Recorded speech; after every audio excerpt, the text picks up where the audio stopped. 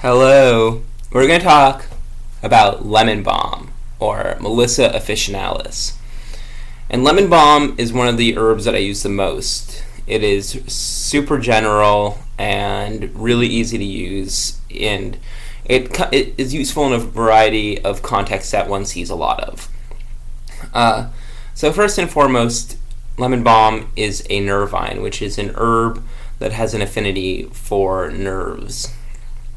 Matthew Wood really nails the indications in his Earthwise Herbal, and he considers it indicated for when there is hyperadrenalism with sweaty palms, a racing heartbeat, anxiety, depression, insomnia, and it's really good for when anxiety and nervous system energy disrupts the heartbeat or digestion.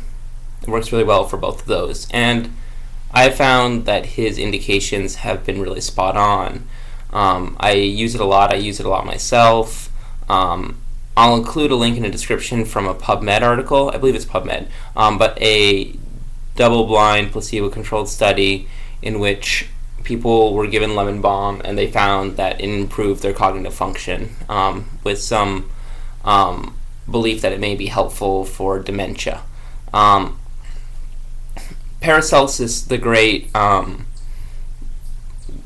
old-time Europe alchemist, who kind of was the forebear of both modern pharmacological medicine as well as herbalism and homeopathy, considered lemon balm to be something that could totally revivify a man, as Margaret Greaves so colorfully says. And Matthew Wood talks about how Paracelsus considered it to lemon balm to have mortal oil from which the wick of life burns, so it totally recharges according to him. And I think that's a really interesting indication. And it works really in paradoxical ways, because you can use it for insomnia and it works really well, and you can also use it for depression and anxiety.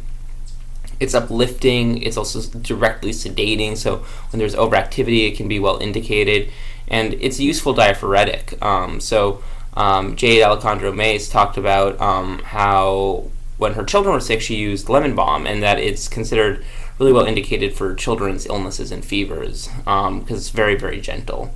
So it's a super gentle herb, helps with cognitive function, really useful for when there is like pronounced freak out, especially, but not always, when someone has a elongated, flame-shaped red or carmine pink tongue.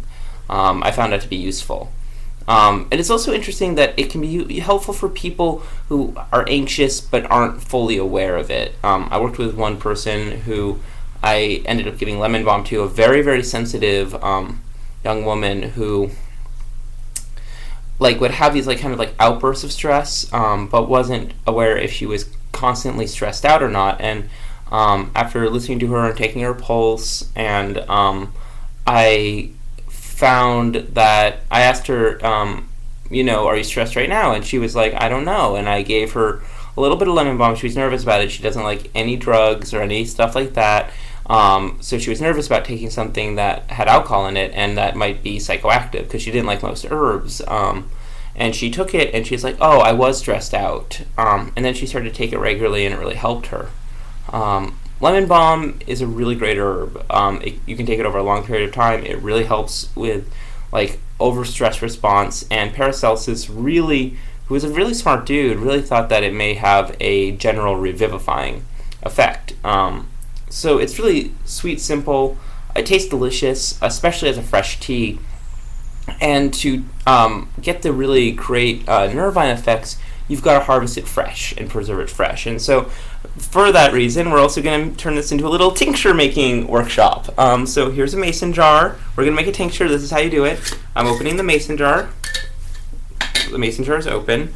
I have this hefty amount of herb. I think that this is about an appropriate amount of herb for...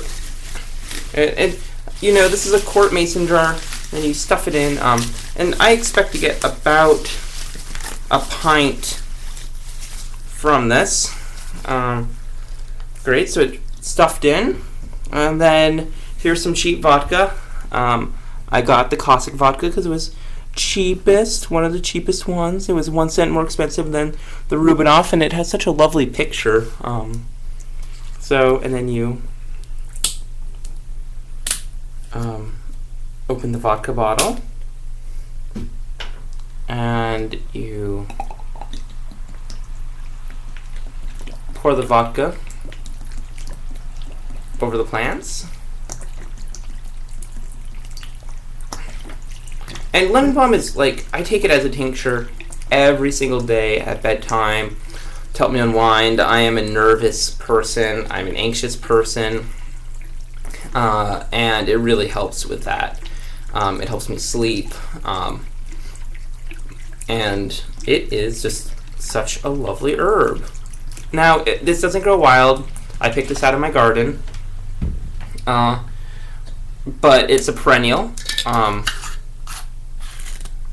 And if you plant it, it will like take over a little spot. It's not like mint. It's not like spearmint. It won't take over like an entire garden. It won't like make a bush, like a really big bush. And I've seen it sort of like become a persistent weed, but it doesn't have the same. It has rhizomes, but it's just not as aggressive as spearmint.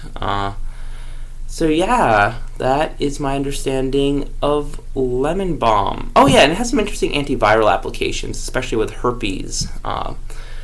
Yeah, I've never used it in that way, but I've read that. So I'm going to include the scientific study in the description, and hope you can find some fresh lemon balm. Remember, you have to use it fresh, and that is that. So thanks for exploring the wonderful herb of Melissa Officinalis with me, and look forward to chatting more about the wonderful world of medicinal herbs next time. All right, take care, and bye.